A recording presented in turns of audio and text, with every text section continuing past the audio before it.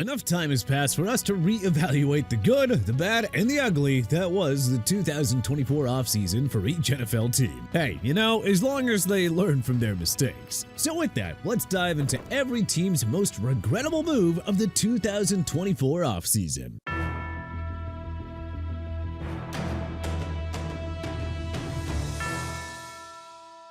Arizona Cardinals signing Sean Murphy-Bunting. The Redbirds signed the veteran corner to a 3-year deal worth $25.5 million, hoping that the former Tampa Bay Buccaneers star would improve their leaky secondary. Murphy-Bunting allowed a 70.7 completion percentage when targeted and graded out at 56.5 at Pro Football Focus, placing him 146th at the position. That included a lackluster coverage grade of 53.1. Atlanta Falcons signing Kirk Cousins. The Falcons landed the big prize of free agency, handing Cousins a 4-year deal worth $180 million in a move that was supposed to make the Falcons Super Bowl contenders. But the 4-time Pro Bowler looked like a shell of his former self in Atlanta, throwing for just 18 touchdowns and a career-worst 16 interceptions. Cousins was benched for the final 3 games in favor of rookie Michael Penix Jr., who played much better than the veteran signal caller in relief. Baltimore Ravens signing Eddie Jackson. The signing of the ex-Chicago Bears Pro Bowl safety proved to be a waste of time for everyone involved.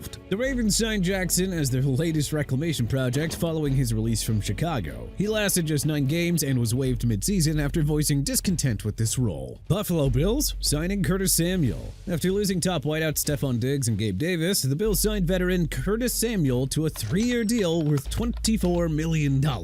That is a lot of money to someone who's exceeded 700 receiving yards once. Samuel made 0 impact, recording 31 receptions for 253 yards and 1 touchdown. Carolina Panthers trading Brian Burns. More than a year after rejecting the Los Angeles Rams' lucrative offer of 2 first-round picks and a second-rounder for Burns, the Panthers made the mind-numbing decision to sell low on him in a blockbuster trade with the New York Giants. Carolina traded its superstar pass rusher to the Giants for a second-round pick, a 2025 fifth-round pick, and a swap of 2024 fifth-rounders. While Burns had another dominant year in the Big Apple, no Carolina player even reached 6 sacks in 2024. Woof. Chicago Bears signing Gerald Everett. The veteran tight end signed a 2-year deal worth $12 million, which seemed a little rich in the first place for a player who hadn't topped 555 receiving yards in a single season. Despite appearing in all 17 games, Everett finished with a nightmare stat line of 8 receptions for 36 yards and 0 touchdowns. He played just 22% of the Bears' offensive snaps, which was a career low for Everett. Cincinnati Bengals drafting Amarius Mims. Even with 2 quality veteran offensive tackles and Orlando Brown Jr. and Trent Brown at the helm, the Bengals took the risk and selected boomer bust prospect Amarius Mims with the number 18 pick. The Georgia offensive tackle was thrust into a starting role when Brown suffered a season-ending injury early in the year. Mims garnered a 57.8 grade at PFF, ranking him 96th among offensive tackles. Cleveland Browns letting Joe Flacco walk.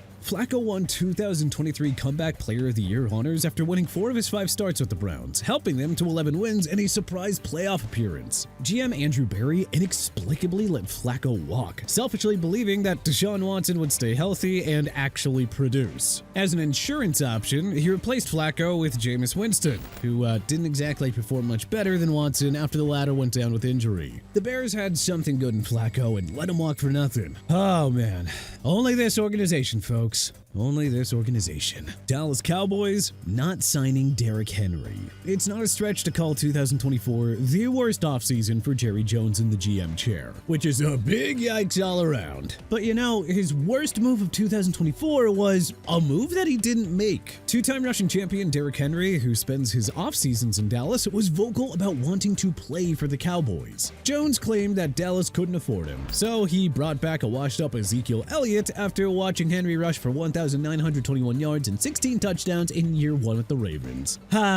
Good old Jerry. Denver Broncos trading Jerry Jeudy. We're also nitpicking a bit here since the Broncos had a masterful offseason, headlined by the arrival of quarterback Bo Nix, but in hindsight, maybe they should have given Jerry Jeudy just 1 more year. After 4 inconsistent seasons, the 2020 first-round pick was traded to the Browns for 2024 5th and 6th round picks. On a lousy Cleveland team, Jeudy had a career year with 90 receptions receptions for 1,229 yards and 4 touchdowns. Denver didn't have a single playmaker on offense outside of Cortland Sutton. Maybe Judy would have finally hit a ceiling with Nick slinging him the ball. Look, bottom line, this was an awfully low return in the trade for the Broncos. Detroit Lions signing Marcus Davenport. The Lions didn't commit any significant offseason mistakes last year, but the one-year, $6.5 million deal that they handed Marcus Davenport did prove to be a big waste of money. The former Saint and Viking played just 2 games before suffering a season-ending tricep injury. Hindsight's 2020, but Detroit should have just relied on less injury-prone guys to fill their holes in the D-line. Green Bay Packers drafting Jordan Morgan. Offensive line wasn't really a need here, but the Packers used the number 25 pick on Arizona product Jordan Morgan anyway, ignoring greater needs like wide receiver and cornerback. Morgan appeared in only 6 games as a rotational player and made no significant impact. Green Bay passed on promising receivers like Xavier Worthy, Keon Coleman, and Ladd McConkey. You know, guys who could have easily fulfilled the WR1 role that this team needs. Houston Texans signing Azeez Al-Shaair. Al-Shaair turned a career year with the Titans from 2023 into a 3-year deal with the AFC South rival Texans worth $34 million.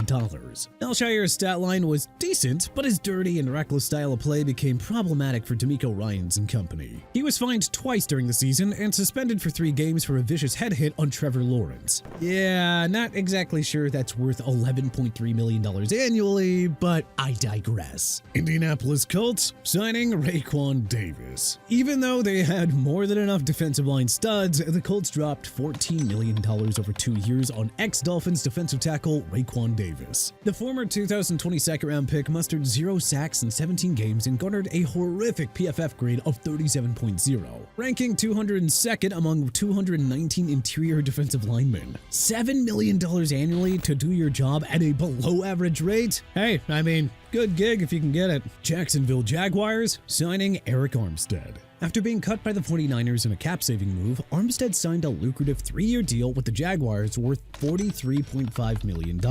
Add this to the long list of Jaguars free agent signings that completely flopped. Armstead had just 2 sacks, 0 forced fumbles, and garnered a meh PFF grade of 68.7. He did next to nothing in improving what was supposed to be a top-tier front 7. Kansas City Chiefs signing Marquise Brown. KC gave Hollywood a 1-year deal worth $7 million in free agency.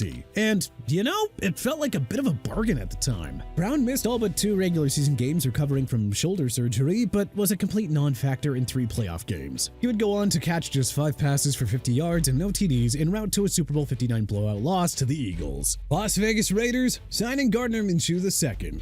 After a solid bounce-back year in Indianapolis, Minshew signed a 2-year deal with the Raiders worth a rather generous $25 million. Minshew lost 7 to 9 starts and threw 9 touchdowns against 10 interceptions before suffering a season-ending injury. Second-year backup Aiden O'Connell fared much better in Minshew's absence, assuring that mustache won't start in Sin City again. Los Angeles Chargers trading Keenan Allen. The Bull chased most of their offseason moves under Jim Harbaugh and rookie GM Joe Ortiz. If there was one mistake, though, it was trading superstar wideout Keenan Allen for a 4th-round pick. Justin Herbert's only reliable pass catcher was rookie Ladd McConkey. We remain convinced that if LA had another stud like Keenan Allen, they could have gone further in the postseason. Los Angeles Rams signing Colby Parkinson. This was a real head-scratcher, throwing $22.5 million over 3 years at a career backup tight end? Yikes.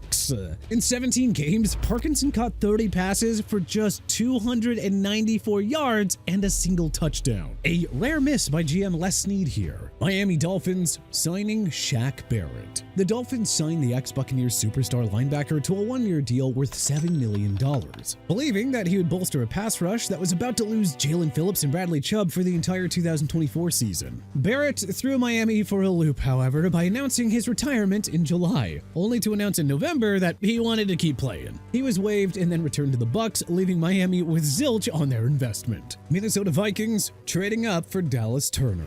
A month before the draft, the Vikings got the number 23 pick from the Texans in a package deal that saw them give up the number 42 selection and a 2025 second-round pick. Then, in order to move up to 17, they gave up the number 23 and number 167 picks to Jacksonville, along with 2025 third and fourth-round picks. Minnie then drafted Dallas Turner, who had just 3 sacks in 16 games. They fielded a top-5 defense despite minimal production from Turner, so someone remind us why they gave up all these picks again to get a good but irreplaceable player in Turner. New England Patriots extending Kendrick Bourne. Despite finishing with under 40 catches and 500 yards in 2022 and 2023, Bourne was awarded a 3-year contract extension worth $19.5 million with a max value of $33 million. Well, in 12 games, Bourne had just 28 catches for 305 yards and 1 touchdown. New Orleans Saints not firing Dennis Allen. The Saints' one big offseason splash was signing edge rusher Chase Young to a no-risk 1-year deal that brought mixed results. In reality, the Saints flushed the 2024 season down the toilet by bringing back Dennis Allen for a 3rd season at the helm.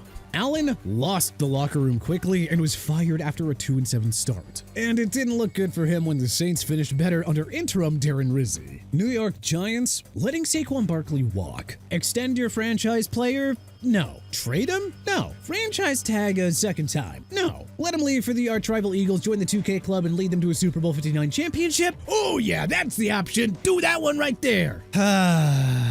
Great work, Giants. Great work. New York Jets acquiring Hassan Reddick. Everything about the Jets' 2024 season was a disaster. But let's go with the failed trade for Hassan Reddick here. The Jets acquired the 2-time Pro Bowler from Philadelphia for a conditional 2026 3rd-round pick. Reddick missed the first 7 games because of a contract dispute and sought a trade before finally joining the team in Week 8. Reddick had just 1 sack in 10 games as the Jets limped to an ugly 5-12 record. Yeesh. 1 sack for a 2026 3rd-round pick, huh? Classic Jets. Philadelphia Eagles not signing Zach Bond to a longer term. Eagles GM Howie Roseman had a virtually perfect offseason as the Eagles cruised to a Super Bowl 59 championship. His draft and free agency performances were off the charts good, so we are really grasping at straws here. But, if only Roseman signed Zach Bond to a longer deal instead of a 1-year worth $3.5 million. The former Saints linebacker earned Pro Bowl and first-team All-Pro nods after posting a career year, and his interception off Patrick Mahomes in the Super Bowl proved to be a dagger. Either way, Roseman probably wishes for a time machine that would allow him to go back and give Bond a multi-year contract here. Pittsburgh Steelers signing Russell Wilson. Yes, the Steelers only had to pay Wilson the veteran's minimum after his release from Denver, but still, in hindsight, they would have just been better off riding with Justin Fields from the get-go. Beyond us how Fields never regained the starting job late in the season. Wilson imploded with 4 straight losses before the Steelers were crushed by the arch-rival Ravens in the wildcard round. Yeesh, and to think they gave away starting QB Kenny Pickett to the Eagles, who would go on to win a Super Bowl. San Francisco 49ers signing Yetur Gross-Matos. Looking to reshape their front 7, the 49ers released Eric Armstead and used the money to bring in Leonard Floyd and Yetur Gross-Matos. The latter came to the West Coast on a 2-year deal worth $18 million. Gross-Matos was hardly an impact player with just 4 sacks in 11 games. He finished a 51.5 PFF grade, including a woeful run defense grade of 46.6. Seattle Seahawks drafting Byron Murphy II. Even though the D-line wasn't an area of need, the Seahawks used the number 16 pick on Texas defensive tackle Byron Murphy II. Murphy II only played 49% of the defensive snaps and only had half a sack. His 58.2 PFF grade was hardly eye-popping, and he did next to nothing to improve their leaky run defense. To think that they took him over 2024 rookie sensations like Jared Verse, Chop Robinson, Quinton Mitchell, and Nate Wiggins. Oof. Tampa Bay Buccaneers bringing back Jordan Whitehead. After a 2-year stint with the Jets, Whitehead returned to the Bucs on a 2-year deal worth $9 million. An underrated part of the Bucs Super Bowl 55 championship run, Whitehead turned out to be a huge liability in Tampa's defense. He allowed a ridiculous 125.5 passer rating when targeted in 12 games, including 3 touchdowns in coverage. His PFF grade of 58.0 also ranked 120th out of 170 safeties. Tennessee Titans acquiring L'Jarius Sneed. Unable to afford their superstar corner, the Chiefs sent Sneed to the Titans for a 2025 3rd-round pick and a swap of 2024 7th-rounders. Sneed then signed a 4-year extension worth $76.4 million. Unfortunately, Sneed was limited to 5 games in his first year with the Titans because of injury, but he was a major problem in coverage, allowing a 91.8 passer rating when targeted with a disgusting 36.3 PFF grade. Ugh. Washington Commanders trading siding with the Eagles and passing on Cooper DeJean. Washington gave up the number 40, 78, and 152 picks to the division rival Commanders for the number 50, 53, and 161 picks. With the 40th pick, the Eagles took Iowa cornerback Cooper DeJean. He immediately emerged as a superstar and led the Eagles to a beatdown of Washington in the NFC Championship game en route to a Super Bowl 59 victory. Hey, Commanders, next time, don't make such a risky trade with your division foes. Just saying. But hey, what do you think was the most regrettable move of the 2024 NFL offseason? Let us know in the comment section below. If you liked this video and learned a thing or two, then clicking the like button helps us out a ton. And you know, we really appreciate it. If this is your first time coming around to TPS though, then subscribing is a great idea because we put out videos like this every single day. But as always, thanks for watching and we'll see you guys next time.